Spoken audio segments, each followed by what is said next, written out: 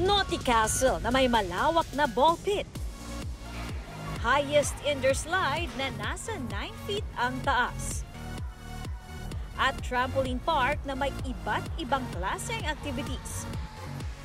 Ilan lang ito sa mga aktibidad sa tinaguriang largest indoor amusement playground sa Quezon City na binuksan sa isang mall. Si Charmaine at kanyang pamilya, isa sa mga maagang namasyal dito.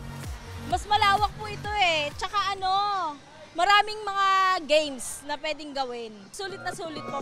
Dito naman naisipan na mag-birthday ng 12 years old na si Rania. Maraming activities and it is fun and maraming mga things that you can try. Ang mga magkakaklase ito naman kasamang ilan sa kanilang mommies, dito naisipang mag-playdate.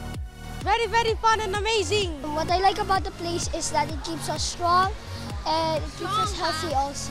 Patok din dito ang obstacle course for kids, sticky wall, roller skating, maging ang bump car. Must try umano ang 9D movie at ang bago sa bansa na robot fighting sport.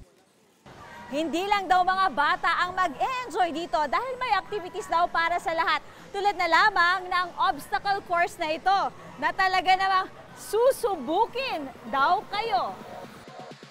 Kung kasama naman ang mga 1-year-old to 4 years old na anak, di kailangang mag-alala dahil may toddler playhouse din na tiyak daw may enjoy nila. Bukod sa umuulan ngayon, so indoor lang muna. Kaya dito namin napili. Bukas ito sa publiko araw-araw mula 10 a.m. hanggang 9 p.m. Para sa GMA Integrated News, Katrina Son, nakatutok 24 oras.